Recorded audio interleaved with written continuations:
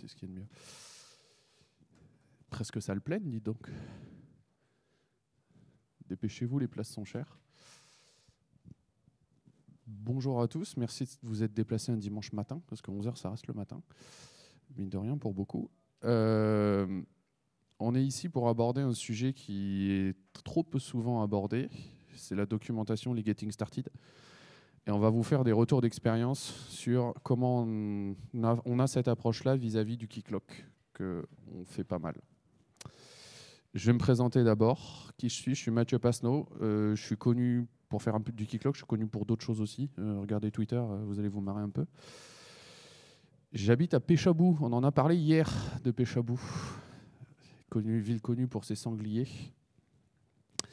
Et dans la vie, je fais du Keycloak. Et je fais essentiellement du Keycloak. Et un petit peu de temps en temps, je surveille des sangliers.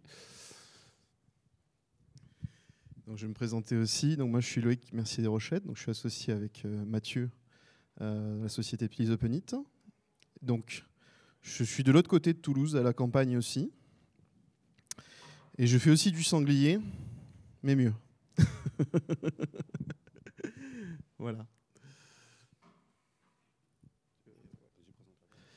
Voilà, donc Please Open It, en fait, on fait du consulting en SSO, authentification, dans tout ce qui est technologie OpenID Connect ou Auth2, plus spécifiquement sur Keycloak, parce que c'est un peu la référence du marché, que nous, on a commencé aussi avec ça déjà il y a quelques années, et qu'il y a un besoin, il y a un gros besoin, en fait, au niveau surtout des grands groupes par rapport à ça en ce moment.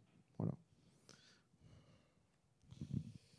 Alors pourquoi on a choisi Keycloak comme exemple? Au-delà du fait que c'est un soft qu'on commence à plutôt très bien connaître, ça fait quasiment 5 ans qu'on fait que ça, chez des gros clients.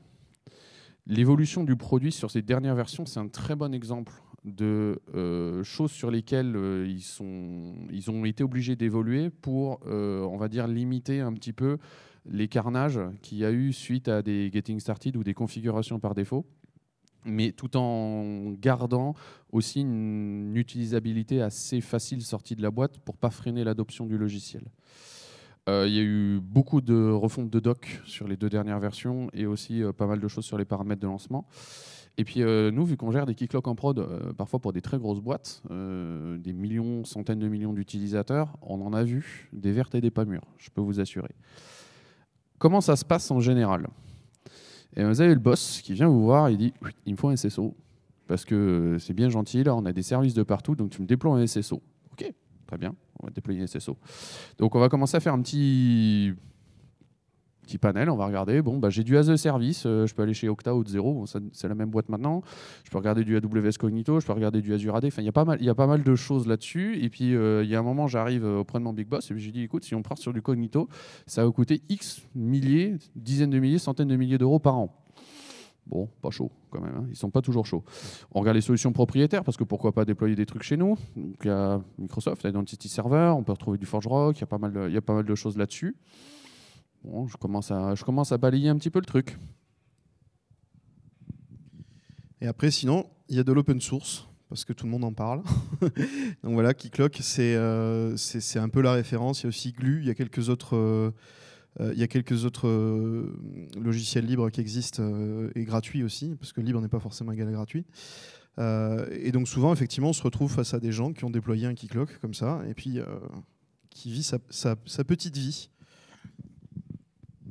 Alors c'est génial parce qu'en plus moi je suis arrivé à voir mon boss, je lui ai dit écoute j'ai Identity Server qui coûte tant de milliers d'euros par an, j'ai un Okta qui coûte X milliers d'euros par utilisateur, enfin en tout cas pour les nombres d'utilisateurs qu'on a. Et puis là j'ai Keycloak, c'est gratuit, t'imagines, je télécharge, je le mets sur le serveur, j'ai la même chose, peut-être mieux aussi parce qu'il y a du plugin, il y a des extensions qui sont possibles et en plus c'est fou, c'est gratuit quoi. Et puis bon, il y a un petit rappel à l'ordre quand même. Voilà, donc comme je disais, en fait, open source, c'est pas forcément gratuit. Ça veut dire qu'open source, c'est un logiciel qui souvent, vous avez tous déjà vu l'entête de la GPLv2 avec le logiciel qui est fourni as is, donc tel quel. Donc ça veut dire que derrière, il n'y a aucune garantie. Et que il faut avoir la maîtrise de ce qu'on fait avec ce logiciel pour vraiment pouvoir s'en servir. Donc c'est pas gratuit, c'est de l'opérationnel, c'est des compétences. Bon, je l'ai téléchargé. Getting started, j'ai fait KCSH start dev. Wow, ça marche. Génial. Localhost 8080, on me demande un compte admin. Génial, ça marche. J'ai même déployé un SSO en une ligne de commande. Et puis là, mon boss, il est fier de moi parce qu'on va pouvoir commencer à bosser à peu près sérieusement, quoi. Ouais, mais en fait, non. Eh ben non. T'as pas de base de données, donc tu es dans un fichier H2, un fichier plat qui simule ta base de données, mais en fait, rien du tout. T'as pas de cache redondée, donc si ton truc tombe, fini. T'as pas d'HTTPS, t'as pas de backup. Et ton utilisateur admin a tous les droits. Donc ça va être compliqué pour toi. Ah oui, ça c'était un petit exemple vu en prod. Ah oui, et t'as pas la brute force détection activée, t'as rien du tout, t'es pas protégé. Enfin, t'es en mode limite, t'as laissé le mot de passe par défaut, comme ça en plus on est bien. Ouais, vu en prod. Ouais. Ok, c'est pas grave, j'en mets deux en parallèle. En plus, c'est écrit dans la doc que si tu mets deux qui cloquent côte à côte, ça se synchronise tout seul. Clac, j'en lance deux. Allez, c'est parti. Merde, il y a un truc bizarre là. Sur mes instances AWS, j'en ai mis deux côte à côte. J'ai pas de message erreur, j'ai rien. Je mets mon load balancer devant. J'ai déjà déployé des utilisateurs, hein, évidemment. Et puis, de temps en temps, il y en a une 403, c'est-à-dire il se log, ça marche très bien. Et puis d'un coup, voilà, il est redirigé vers la page de login, il se relog, ça remarche. Puis des fois, il reboucle sur la page de login. Puis des fois, j'ai les apps et me retourne des 403. Enfin, il y a un truc... Allez, j'ai mis Sticky Session. Oh, ça a l'air de mieux marcher à peu près, là, l'histoire. À peu près. Et, du coup, l'utilisateur, il se log, il va sur les apps, ça commence à bien... Ah, puis là, j'ai une 403, ça reboucle. Ah, mais je repasse pas par l'écran de login, ça remarche. Ouais, ça marche mieux, mais pas ouf, quoi, l'histoire. Tu peux m'expliquer pourquoi? Parce que tes caches sont pas synchronisées, en fait, tout simplement. J'en ai mis deux en parallèle, là. Eh oui, tu en as mis deux en parallèle, sauf que par défaut, ils vont essayer de se synchroniser, sauf que si ton cloud provider, par exemple, ne fait pas du DP, comme par défaut c'est en UDP, ça passera pas. Il peut y avoir plein d'autres explications, mais en gros, c'est le plus courant qu'on ait rencontré, c'est ça. Les deux trucs communiquent pas parce que simplement, je suis sur Kubernetes. J'ai pas de couche UDP sur mon réseau parce qu'en général, c'est pas utilisé. Et comme mon Keycloak par défaut se synchronise en UDP multicast, ça passe pas. Donc du coup, quand j'arrive sur une instance, ma sticky session, en fait, elle me permet en retapant toujours sur la même instance, d'être à peu près cohérent tant que je suis entre mon client et mon Keycloak. Maintenant, quand j'ai mes services qui ont essayé de demander à Keycloak, tiens, est-ce que le token que l'utilisateur est venu chercher, là, est-ce qu'il est valide? En fait, potentiellement, on va taper dans l'autre instance qui n'a pas la session en cache, et là, c'est fini. Ouais, mais moi, j'ai lancé deux Keycloaks sur ma machine, ça marchait. J'ai fait deux Docker Up, là. Ça s'est super bien passé. Je comprends pas pourquoi ça marche pas là. C'est ta machine qui part en prod? Ouais. Non, pas trop. Alors du coup, je me suis lancé, j'ai continué mon Getting Started parce que comme j'ai des apps à connecter, j'ai créé un client. Donc, je suis allé dans la UI d'admin de Keycloak, j'ai créé un client. Boum. J'ai créé mon super client. J'ai mis ma redirect URI comme ça, enfin ma route URL. Ça marche.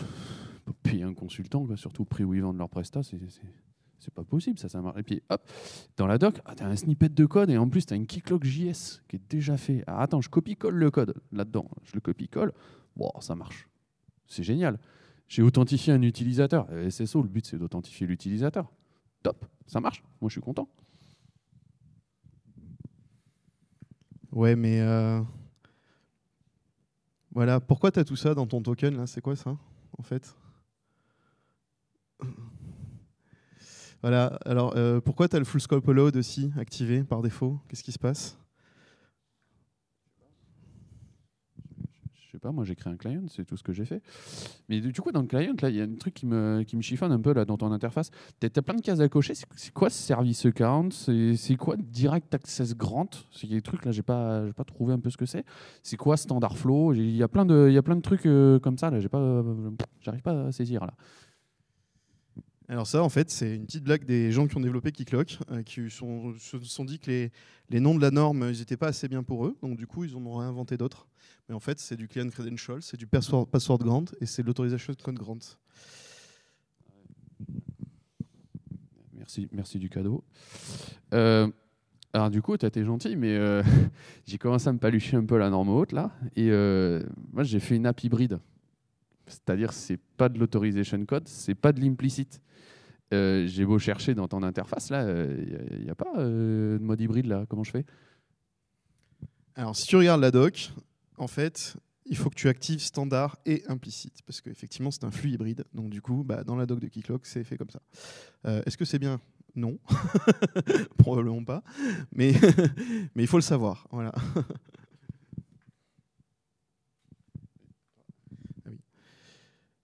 Pourquoi tu as le direct access grant qui est activé? Ouais, là, ça. Je sais pas. Enfin, c'est quoi ce truc? Enfin, j'utilise pas, moi, ça. J'ai rien demandé. Pourquoi c'est activé? Puis, ça marche, hein, c'est bon. Enfin, je vois pas. Il y a pas de problème. Ça marche très bien, ton histoire. Alors oui, mais non. En fait, qu'est-ce qui se passe? C'est que là, tu vois, tu as deux flux d'authentification. Tu en as le premier, c'est ton authorization code. Le deuxième, c'est ton direct access grant, qui du coup sont tous les deux activés. C'est pas grave. Hein, ok. Sauf que là, qu'est-ce qui s'est passé? Tu as tout sécurisé, tu as mis ton one-time password et tout qui va bien. Là, t'as rien. Donc du coup, je peux rentrer par là. C'est pour ça que chez France Connect, on pouvait se connecter avec des trucs bizarres. Ça doit être pour ça. Vu en prod, ça. D'accord, je commence à comprendre un peu.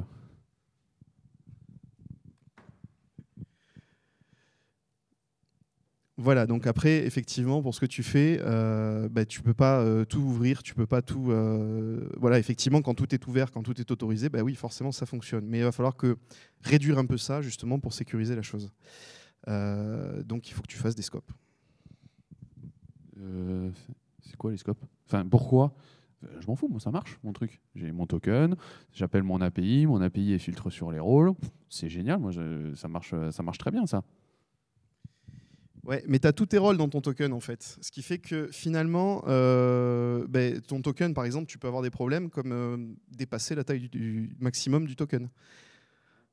Ou de l'entête HTTP, carrément. C'est-à-dire qu'en fait, à un moment donné, tu vas avoir des tokens tellement lourds, si tu as tous tes rôles dedans, imagine si tu es sur une grosse infra, que tu as fait des rôles très précis, en fait, tu vas te retrouver dans des cas où tu ne peux plus augmenter la taille de ton token et ça va poser de gros problèmes. Le site de e-commerce à 30 millions d'utilisateurs là? Oui, on ne citera pas le nom, mais... Voilà, donc il faut commencer par limiter la visibilité, c'est-à-dire qu'en fonction du service que tu vas aller adresser, tu vas définir un certain nombre de scopes qui vont correspondre à un certain nombre de rôles. Et derrière, ça va te permettre de limiter la taille de ton token, de limiter sa portée aussi, ce qui est important en termes de sécurité, qui permet de faire en sorte que les choses fonctionnent correctement.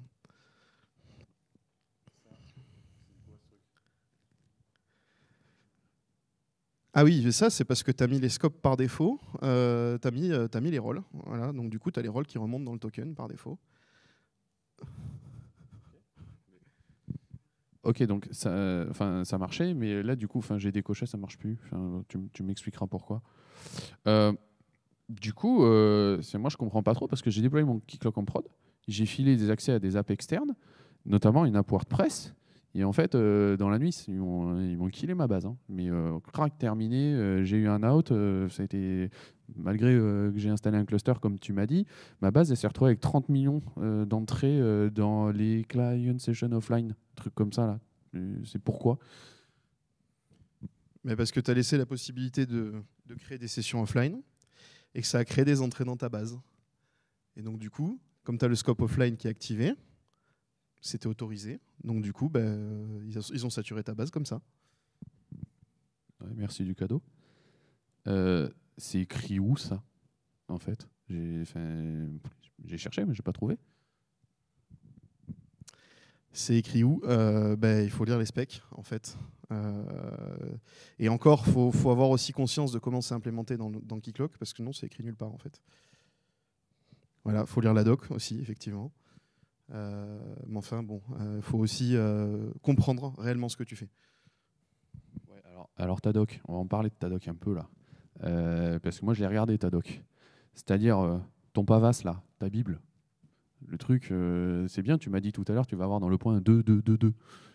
Enfin, comment je sais moi là-dedans ce dont j'ai besoin. Et encore, tu vois, tu as eu quand même à peu près la présence d'esprit de faire 3 docs entre l'administration, le déploiement et l'utilisation. Mais là, ça c'est imbuvable. Et puis moi, ça marchait. Je vois pas pourquoi je me cognerais tout ça si ça marchait déjà, quoi. Et ouais, mais c'est pas parce que ça marche que c'est prod ready en fait. Et après, si tu veux, pour t'aider, bah, la doc a récemment été refondue avec des petits titres putaclic qui te permettent de t'y retrouver un petit peu mieux. T'es gentil parce que tu me parles toujours de prod ready. Mais tu vois, les métriques, moi, j'ai cherché parce que du coup, bah, mes ops, ils me disaient ouais, tu as un soft qui est déployé, mais on ne sait pas ce qui s'y passe. J'ai éventuellement quelques trucs sur la JVM. Tu m'as laissé la possibilité d'avoir des métriques système, puis la version 17 de ton soft. C'est-à-dire tu m'as fait 17 versions sans pouvoir avoir de métriques en me disant que c'est quand même prod ready l'histoire. Et puis là, en plus, ce qui est bien, c'est que j'ai les métriques. Mais déjà, c'est même pas activé par défaut, quoi. Si déjà, je suis obligé d'aller voir dans la doc pour savoir comment je suis obligé de faire des métriques.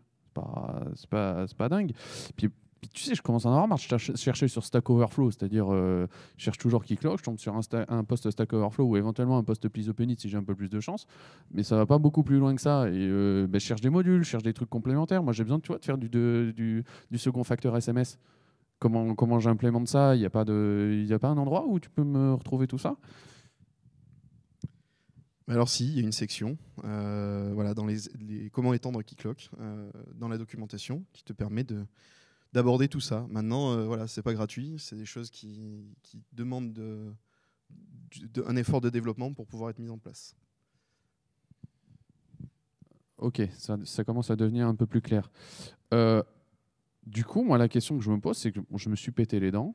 J'ai déployé un Keycloak en prod, ça s'est passé hyper moyennement. Je me rends compte que c'est peut-être parce que j'ai pas ressenti le besoin de lire la doc parce que le truc marchait un peu sorti de la boîte. Ça, c'est un vrai problème. Mais est-ce que pour que ça soit mieux fait, dans le sens, est-ce qu'on ne reviendrait pas au bon vieux make interactif? C'est-à-dire, moi, j'ai un process, ça me pose des questions sur l'usage théoriquement que je pourrais avoir du logiciel. On a ça sur les noyaux Linux pour savoir pour quelle version on compile, pour quel hardware, etc. Mais là, il y a aussi une histoire de contexte qu'il va falloir reprendre en considération. J'ai vu que tu as fait ça dans ta dernière version, c'est vraiment pas mal. C'est-à-dire que si je veux déployer en prod, il y a des options qui sont obligatoires. C'est-à-dire si je ne fais pas le start dev, il va me jeter, il va me commencer à me dire des choses. Voilà, tu peux pas faire un start prod si tu n'as pas activé le HTTPS, par exemple. Mais est-ce que tu n'aurais pas intérêt aussi à me filer carrément des configurations avec tes caches bien faits, etc. Si jamais je me retrouve avec des centaines de milliers d'utilisateurs, des millions d'utilisateurs, dizaines de millions d'utilisateurs, voire même centaines de millions d'utilisateurs, il y a peut-être un truc à creuser là-dessus, de ce côté-là. Donc si tu veux démarrer en prod, bah, tu as des contraintes, forcément. Tu ne peux pas démarrer en prod comme tu démarres en dev. Donc en dev, effectivement, on te donne un truc tout packagé, tout fait. Mais une fois que tu es en prod, bah, voilà, effectivement, il va faire un certain nombre de vérifications que ta configuration est compatible avec un environnement de prod. Ce qui est normal, ce qui est le minimum en fait. C'était quoi ça? Ah oui.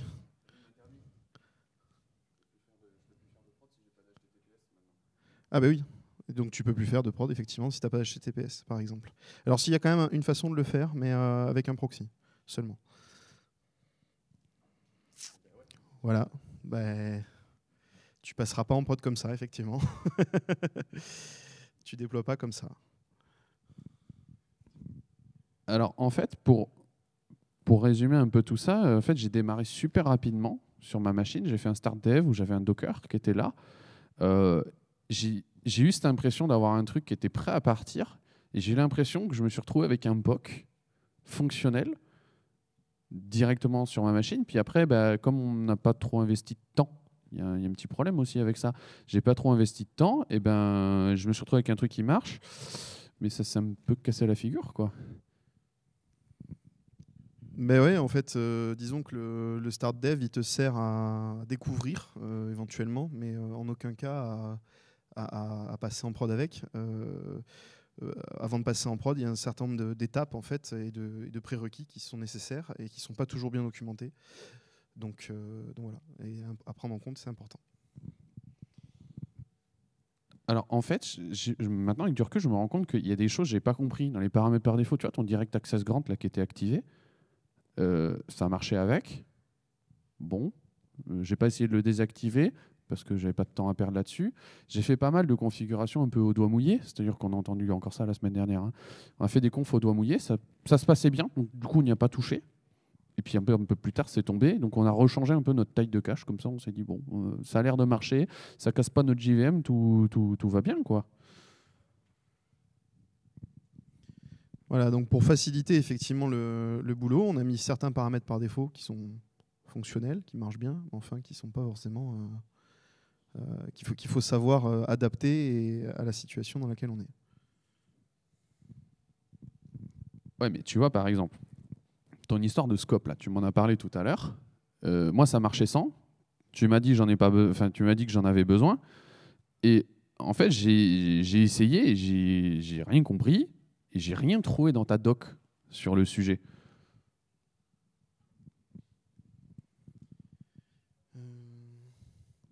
Oui, normal, c'est dans l'aspect cohort en fait. Donc si tu n'as pas lu la spec, bah, tu le sais pas.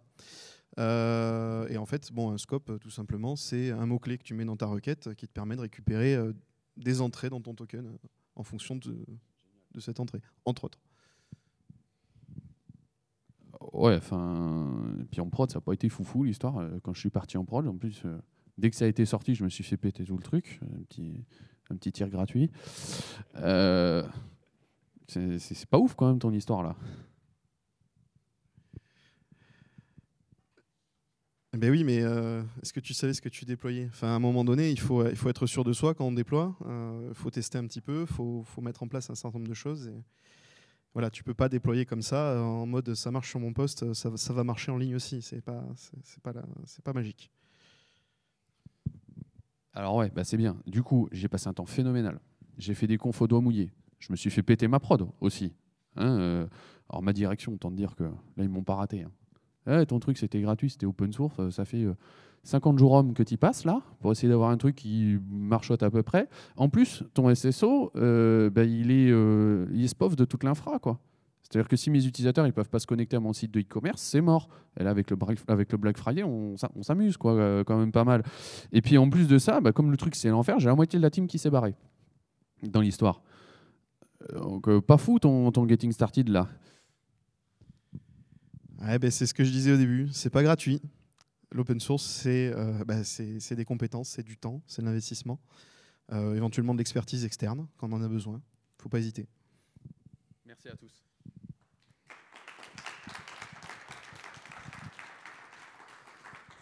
Évidemment, on est ouvert aux questions, on est ouvert aux demandes de prestations. Évidemment, on est là pour ça. Surtout si vous avez des keyclocks en prod, faut pas hésiter. On va pas vous les casser, mais voilà, soyez hyper méfiants vis-à-vis de ça. Alors, on va les casser, mais légalement. Est-ce qu'il y a des questions?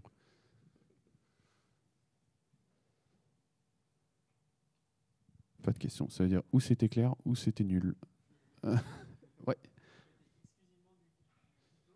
La question, je suis obligé de la répéter au micro, c'est est-ce qu'on fait exclusivement du keyclock? Alors aujourd'hui, on a fait deux prestats avec OpenAM, mais en soi, keyclock a tellement inondé le marché que si tu prends le marché de prestats autour de SSO déployés sur des infras, tu n'as quasiment que du keyclock qui t'arrive à toi. Et puis après, il y a un effet boule de neige aussi qui est là. Comme on communique dessus et qu'on fait du keyclock, les gens nous trouvent comme ça. Et forcément, aujourd'hui, on a passé 2 ans à faire que ça. Ouais. Alors, est-ce qu'on est contributeur keyclock? On essaie de contribuer à keyclock. C'est assez compliqué chez eux. On a fait des merge requests, on a fait des issues, on a fait pas mal de choses. Ils se servent pas mal de nous d'avoir des retours de prod aussi parce que voilà, on est un point d'entrée intéressant pour eux, vu qu'on a vu des keyclocks à le plus gros, c'est 330 millions de comptes utilisateurs actifs. Ça fait 5 fois la population française, pour vous situer à peu près l'histoire. Donc, ils attendent beaucoup de retours d'expérience, mais visiblement, alors ça, c'est un retour qu'on a aussi qui est très compliqué, sur lequel on pourrait faire une conf entière, sur la gestion de la communauté quand c'est une boîte qui est derrière le soft open source. il y a un nombre d'issues et il y a un nombre de merge requests qui sont en attente, y compris de nos clients ou de nous, voilà, où on ne comprend pas pourquoi ça n'arrive pas, parce que apparemment, ce n'est pas dans leur roadmap produit, quoi. Oui.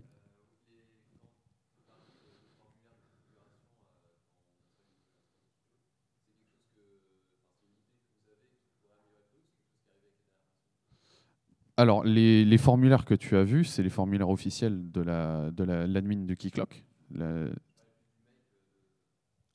Donc la question, c'est savoir le make interactif, si c'est une idée qu'on a eue ou pas. Le make interactif, c'est quelque chose en fait, auquel on a pensé, qui aujourd'hui n'est pas arrivé, mais il commence à arriver à un truc un peu similaire avec ces options excluantes qu'il y a, où tu ne peux pas arriver à des modes en prod un peu banco. C'est-à-dire si tu veux faire de la prod et que tu n'as pas toutes les options qui vont bien pour faire du HTTPS, c'est-à-dire où tu déclares un proxy devant qui fait du HTTPS, ou tu déclares ton HTTPS dans Keycloak, le truc ne démarre pas. Donc il y a quand même une idée qui est intéressante là-dessus, mais il t'explique toujours qu'on ne veut pas freiner parce que le getting started et le fait que les gens puissent partir en on-click avec un SSO, c'est aussi un facteur d'adoption du soft. Je suis désolé, on va pouvoir aller à l'extérieur si vous avez d'autres questions ou d'autres remarques. Merci à tous d'être venus dimanche matin.